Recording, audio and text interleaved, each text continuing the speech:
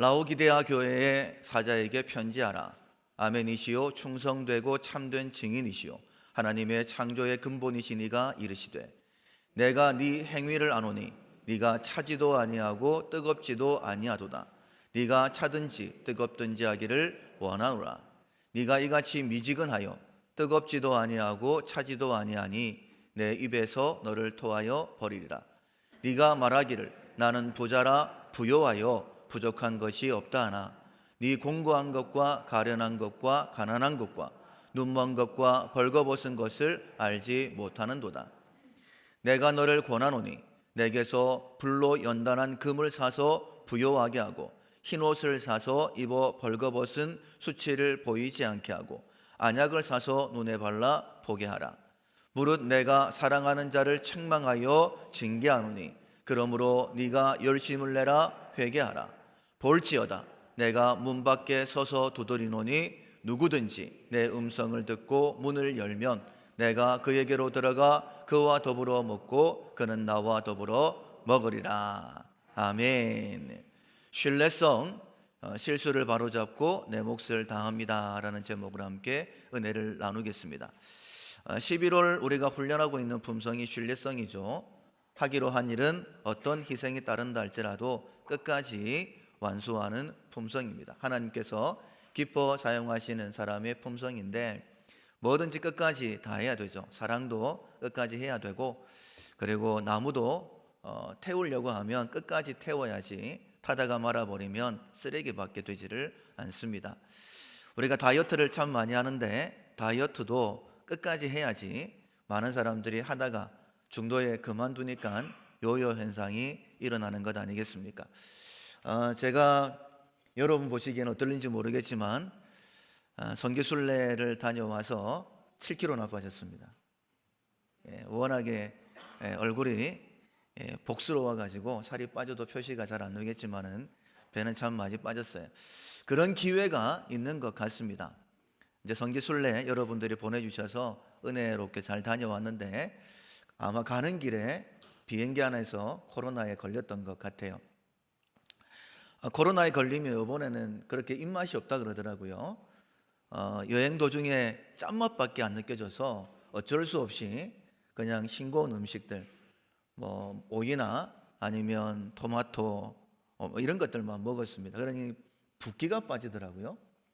붓기가 빠지면서 몸이 조금 더 가벼워지고, 그래 이참에 좀 몸무게를 줄여야 되겠다.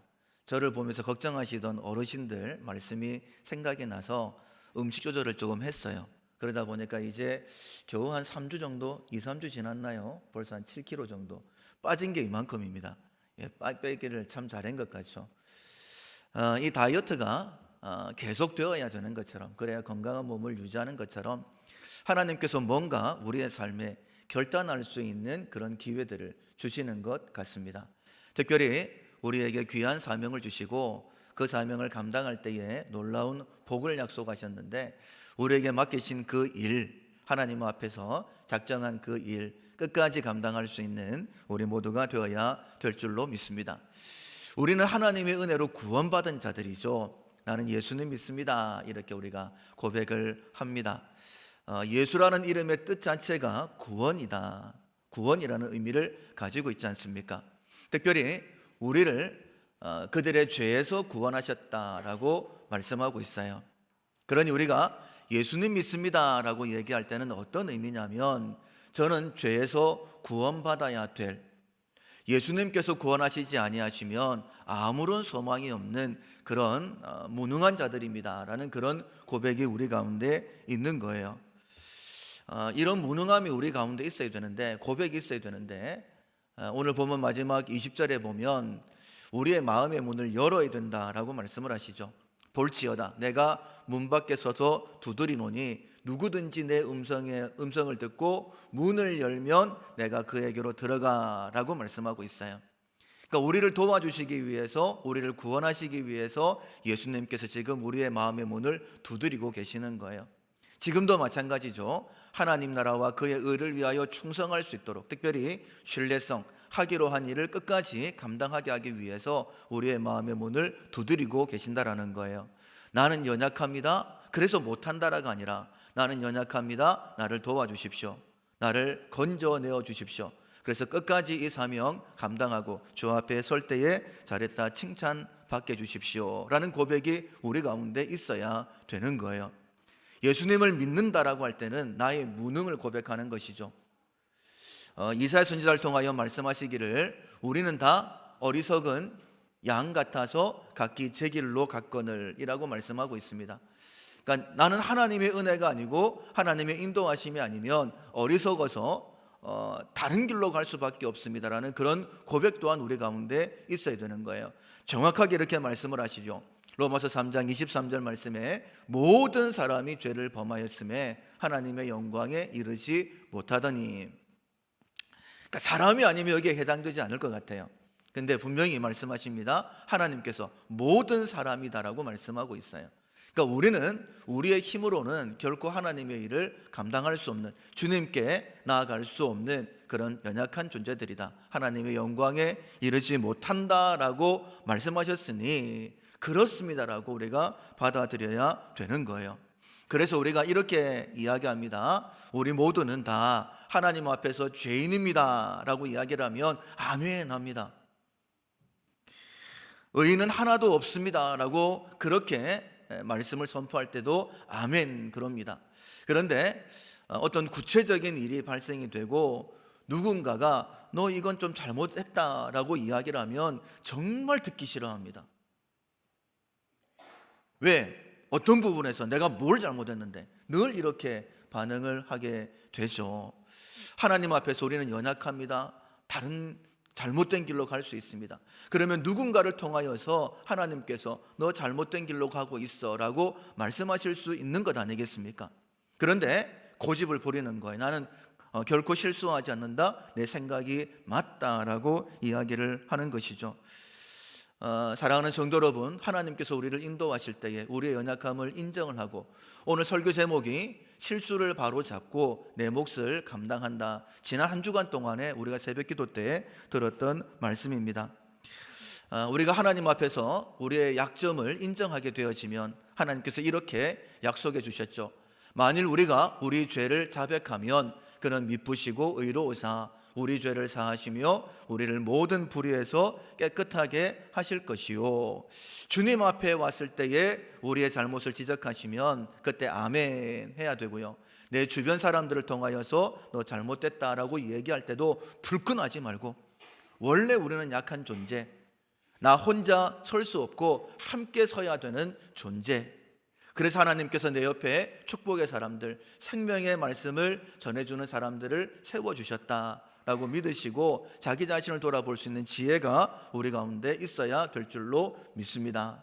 우리의 죄를 자백하면 하나님은 미쁘시고 의로우십니다. 그래서 우리의 모든 죄를 사하시고 모든 불의에서 우리를 깨끗하게 하신다라고 분명히 말씀하고 있죠. 그렇다면 우리가 나도 실수할 수 있다, 나도 잘못된 결정을 내릴 수 있다, 이런 마음을 가지고 언제나 열린 마음으로 하나님의 음성을 들어야 됩니다. 그런데 하나님께서 말씀하실 때에 고집 부리면 어떻게 될까요?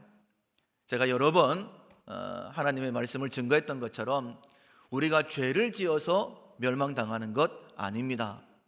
왜냐하면 원래 우리가 연약하고 죄인이었고 하나님과 원수였는데 하나님께서 그냥 무조건적으로 우리를 찾아와 주셨고 약속하시고 십자가로 우리를 사랑하신다라고 증거하셨기 때문에, 구원하셨기 때문에, 연약하기 때문에, 죄인이기 때문에, 심지어 하나님과 원수가 되었기 때문에 멸망당하는 것이 아니라 고집 부리기 때문이죠. 하나님의 말씀 앞에 고집 부리기 때문에, 실수를 인정하지 않기 때문에, 그 실수를 바로잡지 않기 때문에, 회개하지 않기 때문에 멸망당하는 것입니다. 레위기 10장에 보면 하나님께서 제사장을 세우는 내용이 나오죠. 그때에 나답과 아비후가 하나님 앞에 명하시지 아니한 다른 불을 담아 분향을 드렸어요. 분향은 하나님이 가장 기뻐하시는 제사의 방법 가운데 한 가지입니다. 요한계시록 5장과 8장에 보면 이 분향을요, 성도의 기도다라고 했고 하나님 앞에 향기다라고 했습니다. 그런데 이 분향을 드렸는데 불이 여호와 앞에서 나와서 그들을 삼킴에 그들이 여호와 앞에서 죽었다라고 말씀하고 있는 거예요. 하나님이 가장 기뻐하시는 분향을 드렸어요. 그런데 하나님께서 진노하셔서 여호와의 불로 그들을 태워 죽여 버리셨습니다. 그리고는 모세를 통하여 아론에게 말씀하시죠. 몇 가지를 말씀하시는데, 첫 번째로는 나는 나를 가까이 하는 자 중에 영광을 받겠다라고 말씀하셨어요. 그러니까 하나님께서 모세도 부르셨고 아론도 부르셨고 하나님의 그 제사를 섬길 수 있도록 제사장들을 세우셨는데, 이들이 하나님께서 명하시지 아니한 다른 불로 분향을 드렸다라는 거예요. 하나님께서 그 가운데 진노하셨습니다. 생떼 같은 두 아들이 죽었어요. 그런데 하나님께서 뭐라고 말씀하시냐면, 너는 머리도 풀지 말고 옷도 헤치지 말고 슬픈 기색도 내지 마라. 그래서 너희의 죽음을 면하고 온 이스라엘이 하나님 앞에 죽는 그 일을 막아라라고 말씀하시는 거예요.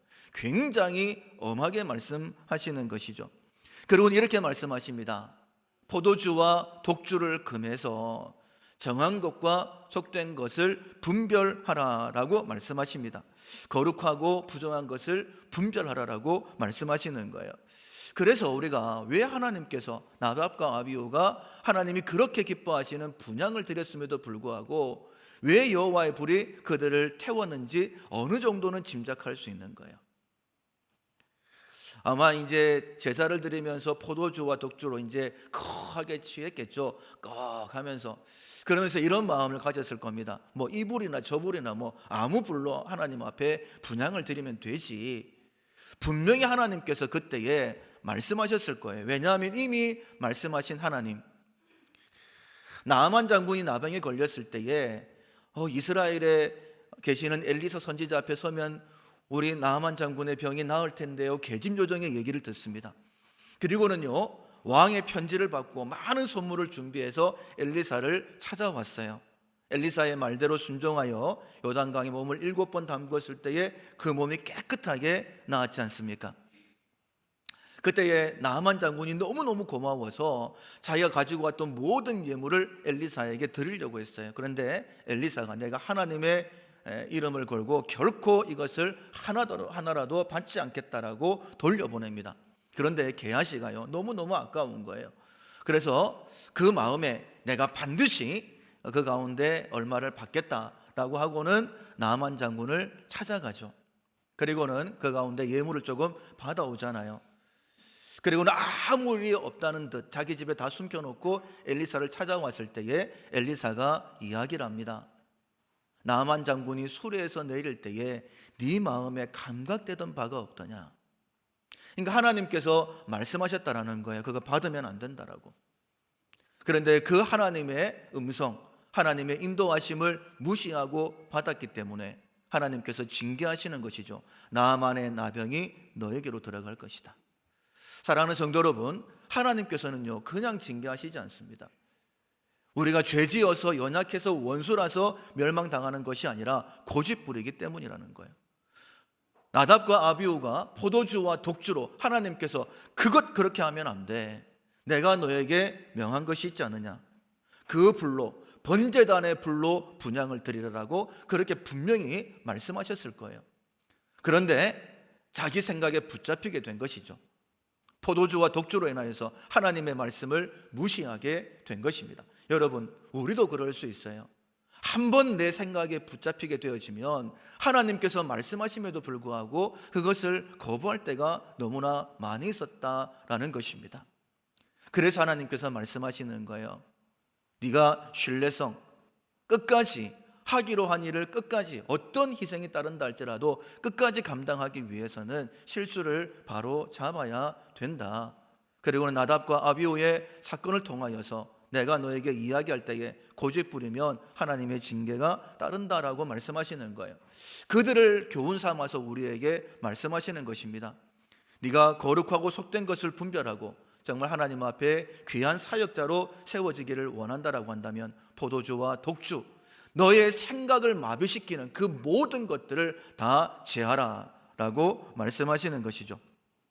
결코 내 생각에 붙들리면 안 되는 거예요. 소아시아 7교회, 예수님께서 이 땅의 교회들을 대표해서 이 교회는 이렇다, 저 교회는 저렇다, 어떨 때는 책망하기도 하시고 어떨 때는 칭찬하기도 하시고, 이제 이 7교회 가운데에 책망만 들었던 교회가 오늘 본문에 나오는 라오디게아 교회입니다. 좋으신 하나님이시니까 어지간하면 칭찬도 하셨을 것 같은데 왜 칭찬은 전혀 없이 책망만 하셨을까? 이 라오디게아 교회가요 굉장히 부요했던 교회였죠. 뒤쪽에 보면 더 자세하게 나와 이 그림도 있는데요, 교회가 얼마나 웅장했던지 그때 당시의 모습을 볼 수 있는 것 같아요. 그래서 이 라오디게아 교회는요, 나는 부자라 부족한 것이 전혀 없다라고 그렇게 이야기를 합니다. 그러나 그건 자기 생각이라는 거예요. 하나님은 그렇게 보시지를 않으셨죠. 나는 부자여서 나는 부족한 것이 없다라고 하시는데 하나님은 분명히 아니다라고 말씀을 하십니다. 뭐라고 말씀하시냐면 내게로 와서 네 공고한 것과 가련한 것과 가난한 것과 눈먼 것과 벗은 것을 알지 못하는데 내게로 와서 불로 연단한 금을 사서 부요하게 해라. 안약을 사서 보게 해라. 네가 지금 가지고 있다라고 하는 것 그거 아무것도 아니다라고 분명히 그렇게 말씀하시는 것이죠. 그런데 아마도 나답과 아비후의 사건도 그렇고 라오디게아 교회가 책망만 있었던 이유는 무엇이냐면 주님이 그렇게 말씀하시고 깨닫게 하시는데도 불구하고 고집부렸기 때문이 아닐까. 본문 19절에 보면 이렇게 말씀하시죠. 무릇 내가 사랑하는 자를 책망하여 징계하노니 그러므로 네가 열심을 내라 회개해라 라고 말씀하시는 거예요. 사랑하시는 사람에게 책망하십니다. 너 그렇게 하면 안 된다라고 분명히 말씀하시는 거예요. 실수를 깨닫게 하시는 겁니다. 그런데 거기서 돌이키지 아니하면 나답과 아비후가 하나님의 음성을 거절하고 그냥 다른 불로 분향을 드렸을 때에 하나님께서 진노하여 여호와의 불로 그들을 살라 죽이셨던 것처럼 게하시가 하나님께서 감동을 주셨을 때에 그 감동을 무시하니 하나님께서 나아만의 나병을 게하시에게 들어가게 했던 것처럼 라오디게아 역시 마찬가지입니다. 하나님의 음성을 거부했기 때문에 그냥 책망하시는 것이고 징계하셨다라고 말씀하시죠. 내가 사랑하는 자를 책망하고 징계한다라고 말씀하시면서 이렇게 말씀하십니다. 그러므로 네가 열심을 내라 회개해라. 다른 열심이 아닙니다. 이 열심은 무엇이냐면 하나님 앞에 회개하는 열심이죠. 말씀 앞에 정확히 서는 열심입니다. 나는 잘하고 있다, 부족함이 없다, 이런 생각이 든다라고 한다면 앞서 말씀을 드린 것처럼 그 누구라고 하나님 앞에 온전한 자 있겠습니까? 그 누구라고 부족함이 없겠습니까? 그런데 나는 부요하다라는 그런 생각이 든다라고 한다면, 나는 잘했다, 나는 잘하고 있다라는 그런 생각이 든다라고 한다면 여러분 그것은 교만이죠. 나는 잘하고 있는데 너는 왜 그래? 이런 비판하는 마음이 생긴다라고 한다면 그것은 교만입니다. 잠언서에 분명히 말씀하시기를 교만은 패망의 선봉이요 거만한 마음은 넘어집의 앞잡이다라고 말씀을 하셨어요. 만약 우리가 진짜 잘하고 있다라고 한다면 어떤 마음이 들까요? 하나님 앞에 감사밖에 없죠. 하나님 이 많은 사람들 가운데에 저에게 특별한 은혜를 베풀어 주셔서 이처럼 하나님을 섬기게 하시는 것 너무너무 감사합니다라고 하나님 앞에 감사만 드리겠죠. 로마서에 있는 말씀처럼 그 누구도 비판하고 판단하지 말라라고 말씀하셨는데 그 마음에 하나님께 대한 감사만 있는데 어떻게 비판하는 마음이 생길 수 있겠습니까? 11월 한 달 우리가 신뢰성의 말씀을 들으면서 가장 많이 들었던 말씀 가운데 한 가지가 고린도전서 1장의 말씀이죠. 형제들아 너희를 부르심을 보라. 육체를 따라 지혜 있는 자가 많지 아니하며 능한 자가 많지 아니하며 문벌 좋은 자가 많지 않도다 라고 이야기를 합니다. 한번 봐봐봐. 우리도 마찬가지지 않습니까? 그렇게 특별한 사람 없습니다. 뭐 광안리 얼마나 좋은 차 많이 지나갑니까? 근데 우리 교회에 그렇게 좋은 차, 상대적으로 좋은 차를 모시는 분도 있지만은 대부분이 다 그냥 평범한 차들을 몰고 다니십니다. 근데 하나님께서 이런 연약한, 세상적으로 보면 조금 부족한 우리들을 불러주신 이유가 무엇일까요? 하나님께서 세상에 천한 것들과 멸시받는 것들과 없는 것들을 택하사 하나님이 택하셨는데 내가 천하다, 멸시받는다, 없다라고 주눅들어 버리면 안 되죠. 왜냐하면 하나님께서는 그런 우리를 택하사 있는 것들을 어떻게 하신다? 폐하신다라고 말씀하시는 거예요. 라오디게아 교회처럼 나는 부자다, 부요한 것이 없다라고 하면 하나님께서 폐하실 수밖에 없는 그런 존재가 된다라는 거예요. 우리는 언제나 하나님 앞에 겸손해야 됩니다. 왜냐하면 하나님께서 그들을 통해 일하시기 때문에. 근데 이렇게 하시는 이유가 뭐라고 했어요? 이는 아무 육체라도 하나님 앞에서 자랑하지 못하게 하려 하심이니라 라고 말씀하십니다. 그리고 기록된 바 자랑하는 자는 주 안에서 자랑하라 라고 말씀을 하시죠. 그렇다라고 한다면 내가 주 앞에 충성한 것만큼 우리는 겸손할 수밖에 없는 거예요. 어떻게 나 같은 자에게 이런 은혜를 베풀어 주셔서 구원을 허락하시고 이 구원의 은혜 가운데 이처럼 앞서 섬기게 해주셨습니까? 하나님, 이 모든 것이 하나님의 은혜입니다라는 고백이 있다라고 한다면 우리가 어찌 다른 사람을 비판할 수 있을까요? 판단할 수 있을까요? 정죄할 수 있을까요? 만약에 내 마음속에 비판, 판단, 정죄가 있다라고 한다면 교만입니다. 거만입니다. 패망하게 되는 거예요. 넘어지게 되는 것입니다. 그래서 우리가 우리의 모습을 알아야 되는 거예요. 그리고 내가 조금이라도 충성했다라고 한다면 하나님 앞에서 자랑할 수 없도록 나 같은 죄인 살리신 하나님, 그 은혜가 정말 놀랍네요. 하나님, 저를 귀하게 사용해 주신 것 감사합니다라고 감사만 우리에게 넘치지 않겠습니까? 이렇게 회개하게 되어지면 아까 내가 사랑하는 자를 책망하고 징계한다. 그러므로 열심을 내라. 뭐해라? 회개해라. 회개하게 되어지면 책망도 보게 되는 것이고요, 회개하게 되어지면 징계도 보게 되는 거예요. 그러므로 열심을 내라. 회개해라. 그리고 난 다음에 이렇게 말씀하시지 않습니까? 볼지어다 내가 문 밖에 서서 두드리오니. 그러니까 두드리고 계시는 거예요. 문을 여는 행위가 바로 회개입니다. 그러면 내가 그에게로 들어가 그와 더불어 먹고 그는 나와 더불어 먹으리라 라고 말씀하시는 거예요. 여러분, 예수님께서 내 삶 가운데 들어오시면 모든 문제가 해결되는 것 아니겠습니까? 천지 만물을 창조하신 하나님께서 내 안에 들어와 계시는데 우리의 마음 그 어느 한편에 그림자가 있을 수 있을까요?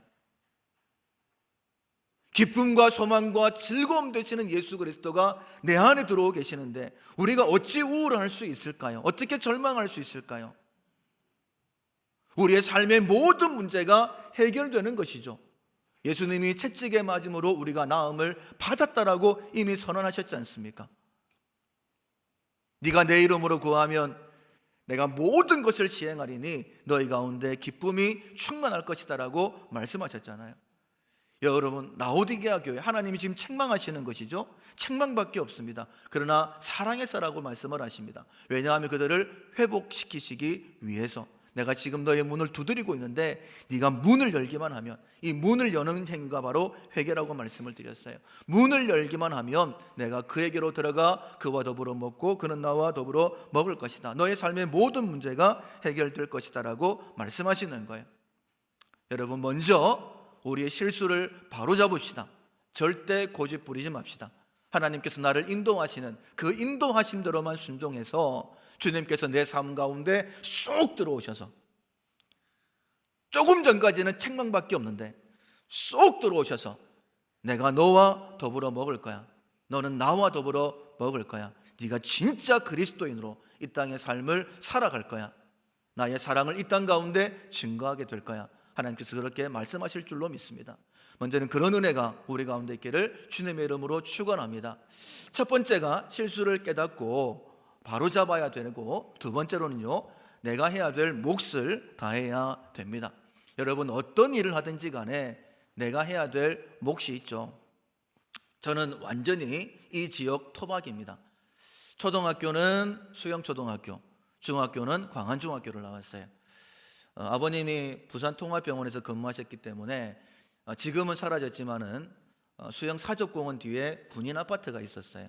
그 아파트에 살았습니다. 그래서 늘 걸어 다녔는데 고등학교를 해운대 고등학교로 가게 됐어요. 63번, 36번, 141번이 그때 이제 학교 앞으로 지나갔는데 많은 사람들이 차고 왔기 때문에 까딱하면 이제 차를 놓치는 거예요.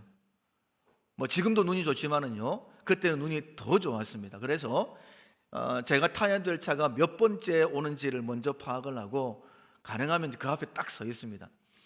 그런데 차를 타보면 완전히 만원 버스예요. 그래서 거의 끝에 딸랑딸랑 못한 적은 없는데 그냥 거의 매달려시피 이제 이렇게 탈 때가 많았었죠. 뭐 그때는 지금 뭐 그림에서처럼 중간에서 타는 게 아니라 앞에서 타는 이제 그런 문이었기 때문에 이제 뒤에 있다 보면 차가 이제 만원 버스이다 보니 흔들리면 사람들이 많이 흔들리잖아요. 남자니까 보통 손잡이를 잡게 되는데 힘을 주죠. 명색이 남자인데 뒤로 밀리면 안 돼 이러면서. 그런데 특별히 사명감이 느껴질 때가 있었어요. 그때가 언제냐면 맨 앞에 바로 계단 위에 보면 기둥이 2개 서 있잖아요. 그 기둥을 붙잡고 있을 때, 왜냐하면 그 기둥 붙잡고 있는 사람은 저밖에 없거든요.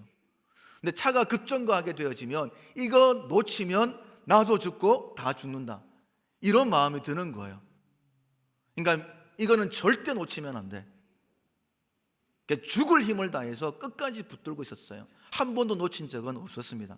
아마 놓쳤다면 큰 사고가 일어났겠죠. 그냥 모르는 사람들이에요. 우연하게 그 버스를 함께 탔습니다. 어쩌다 보니까 제가 그 자리에 서 있었어요. 그런데 이건 내가 감당해야 될 내 목, 그냥 생각도 안 했지만 내가 해야 될 일 끝까지 감당했지 않습니까? 뭐 또 그렇게 했던 이유 중에 한 가지가 곧 있으면 내리는데 조금만 참으면 된다, 이런 생각이 있었던 것 같습니다. 우리가 이 땅에 호흡이 있는 동안에 그리스도인으로서 해야 될 사명, 몫이 있지 않습니까? 곧 있으면 다 내려놓게 될 거예요.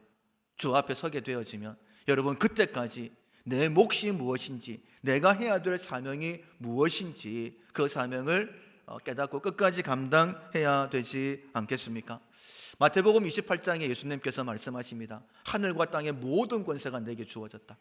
그러므로 너희는 가서 모든 족속을 제자를 삼아 아버지와 아들과 성령의 이름으로 세례를 주고 내가 너에게 분부한 모든 것을 가르쳐 지키게 하라. 그러니까 모든 그리스도인들에게 주신 귀한 대사명을 허락해 주셨습니다. 이 사명 역시 우리가 어느 정도 감당하고 있다고 한다면 다 하나님의 은혜이죠. 왜냐하면 하늘과 땅의 모든 권세를 가지신 예수님께서 말씀하시지 않습니까? 볼지어다 내가 세상 끝날까지 너희와 항상 함께 하겠다. 네 힘으로 안 되는 거기 때문에 내가 함께해서 도와줄게 라고 말씀하시는 거예요. 여러분, 다시 한번 말씀을 드립니다. 나를 통하여 무엇인가 작은 것 하나라도 이루어졌다라고 한다면 그것은 다 하나님께서 나를 통하여 행하신 것, 감사만 우리에게 있어야 될 것입니다. 내가 이만큼 했다라는 자랑이 조금이라도 있다면 그것으로 인하여 나보다 잘 감당하지 못한 사람 비판하거나 판단한다라고 한다면 그것은 교만이고 거만입니다. 반드시 돌이켜야 되겠죠. 하나님께서 우리에게 이처럼 귀한 사명 허락해 주셨습니다. 가서 제자를 삼아 세례를 베풀고 가르쳐서 지키게 하라라는 귀한 사명을 주셨어요. 우리 모두에게 주신 사명입니다. 그런데 하나님께서 우리에게 뭔가 이것을 위하여 사명을 맡기실 때에 우리는 자주 이렇게 얘기합니다. 나는 못합니다. 나는 안 합니다. 하나님께서 내게 맡기신 사명임에도 불구하고 우리는 안 합니다, 못합니다라고 이야기를 많이 하죠. 여러분, 만약 우리가 하나님 앞에 이런 이야기를 한다라고 한다면 정말 배은망덕한 것 아니겠습니까? 우리를 구원하여 주신 그 은혜의 배은망덕이고 우리를 그래도 인정하시고 귀한 일을 맡기시는데 하나님의 인정하심에 배은망덕한 행위가 되는 것 아니겠습니까? 그러나 부족하다 할지라도 하나님께서 나의 연약함을 통하여 일하실 것이다라는 믿음을 가지고 순종하게 되어지면 하나님께서 능력을 더하시는 것이죠.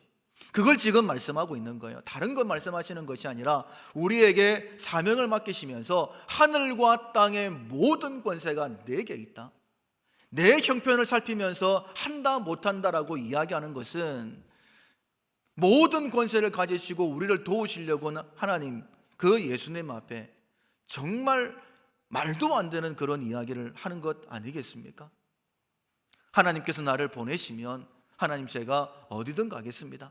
어떤 일이든지 나는 연약하지만 하나님께서 되게 하시지 않겠습니까? 1달란트든지 2달란트든지 5달란트든지 감당하려고 하면 하나님께서 동일하게 남기게 해 주시는 것이죠. 평소에 모세가 들고 있던 지팡이는 그냥 양을 치던 목자 지팡이였어요. 그런데 하나님께서 가라고 하실 때에 모세가 못 가겠다라고 했죠. 왜냐하면 이미 광야 40년 기간 동안에 힘 빠질 대로 다 빠져버렸어요. 열정도 다 식어버렸습니다. 그 마음에 하나님에 대한 불만도 있었을 거예요. 하나님 도대체 뭡니까? 자기 자신에 대한 실망도 있었을 것입니다. 도대체 내가 뭘 잘못했지? 그런데 하나님께서 그를 설득하시고 보내시잖아요. 그리고는 나아갈 때에 놀랍게도 모세가 여호와의 지팡이, 하나님의 지팡이를 가지고 갔다라고 기록되어 있습니다. 그냥 평소에는 지팡이였어요. 양을 치던 지팡이였습니다. 그런데 여호와의 지팡이, 하나님의 지팡이를 가지고 애굽으로 내려가서 애굽을 무릎 꿇려버리지 않습니까? 그 여호와의 지팡이를 내밀었을 때에 홍해가 갈라지지 않습니까? 그 지팡이로 반석을 내리쳤을 때에 그것이 갈라져서 온 이스라엘 백성들, 짐승들까지 먹을 수 있는 그 풍성한 물이 나오지 않았습니까?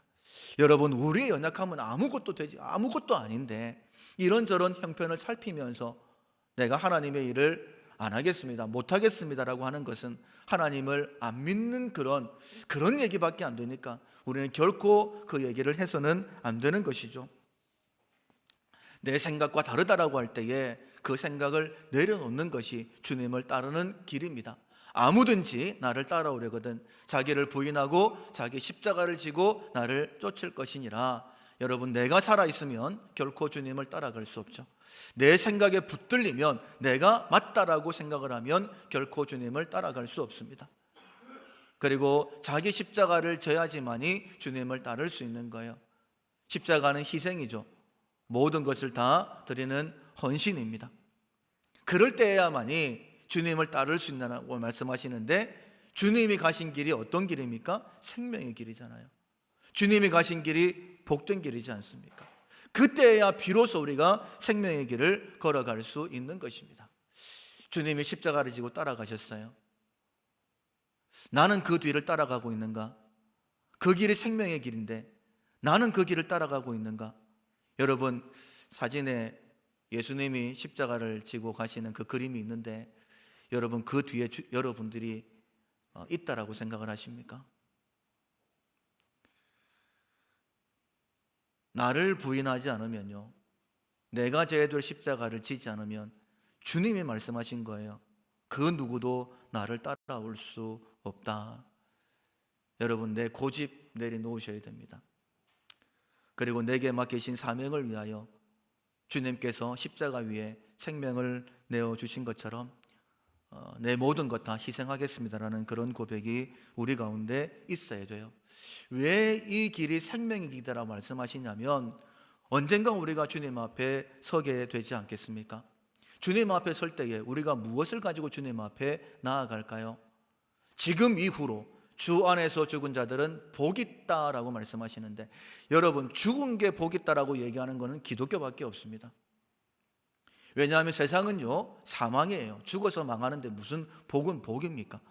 그런데 그리스도 안에 복 있는 이유를 분명히 말씀하십니다. 성령께서 증언하시죠. 그러하다 그들의 수고를 그치고 쉬리니 이는 그들의 행한 일이 따름이니라 라고 말씀하시는 거예요.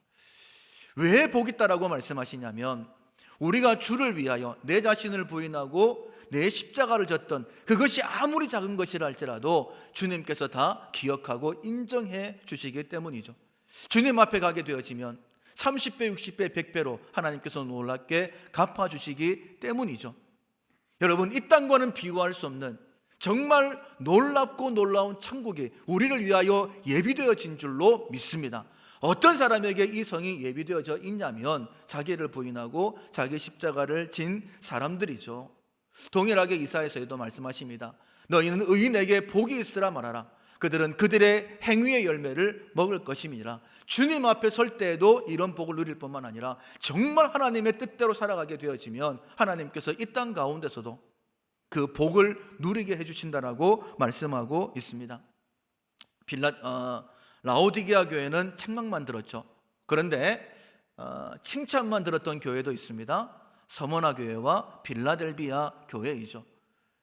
여러분, 서머나 교회, 빌라델비아 교회 똑같이 연약한 인간들이 모여 있는데 부족함이 없을까요? 분명히 문제가 있었을 거예요. 그런데 우리가 시편 133편에서도 봤던 것처럼 형제가 연합하여 동거하며 어찌 그리 아름다운가. 왜냐하면 그들의 모습 가운데에서 아론의 수염에 흐르는 기름처럼 축복해 주는 그런 모습이 있었기 때문에, 헐몬의 이슬처럼 생명의 말씀으로 서로 격려하는 그 모습이 있었기 때문에 하나님께서 어찌 그리 선한가, 어찌 그리 아름다운가, 내가 이곳에 복을 명하는데 영생이다라고 말씀하신 것처럼 분명히 서머나 교회, 빌라델비아 교회 문제가 있는데 왜 책망이 없을까? 우리가 말씀을 통하여 볼 수 있는 것은 단 한 가지, 그들이 연약한 가운데 있었지만은 그 연약함 중에 하나님 앞에 충성했기 때문이다라고 말씀하시는 거예요. 이렇게 연약한데, 이렇게 부족한데, 이렇게 고난이 많은데 그 고난 가운데 네가 최선을 다해서 나한테 충성을 했구나. 그리고는 그들의 많은 허물들을 하나님께서 그런 것 안 보인다. 나는 네가 이런 가운데 나 앞에 충성한 것, 난 그것만 보여 라고 말씀하시면서 칭찬만 하신 것 아니겠습니까? 사랑하는 성도 여러분, 우리는 다 연약해요. 부족해요. 그러나 거기에 주눅들지 맙시다. 내가 할 수 있는 것만큼 최선을 다하면 하나님께서 분명히 우리에게도 서머나 교회, 빌라델비아 교회, 난 다른 건 안 보여, 네가 이것 한 것, 요것밖에 안 보인다, 너무너무 사랑스럽다라고 우리를 칭찬하시지 않겠습니까? 그런데 반대로 악인에게는 화가 있으리니 이는 그의 손으로 행한 대로 그가 보응을 받는다라고 말씀하고 있어요. 여러분, 의인은요 하나님 말씀대로 순종하는 사람이 의인이고, 악인은요 어떤 사람이냐면 하나님의 말씀을 거절하는 사람, 고집 부리는 사람이 악인입니다. 이사야 선지자가 예루살렘의 멸망을 이야기했죠. 이사야 3장 10절 11절 말씀인데 바로 앞에 8절 9절에 보면 예루살렘이 멸망하였고 유다가 엎드러졌음은 그들의 언어와 행위가 여호와를 거역하여 라고 되어 있어요.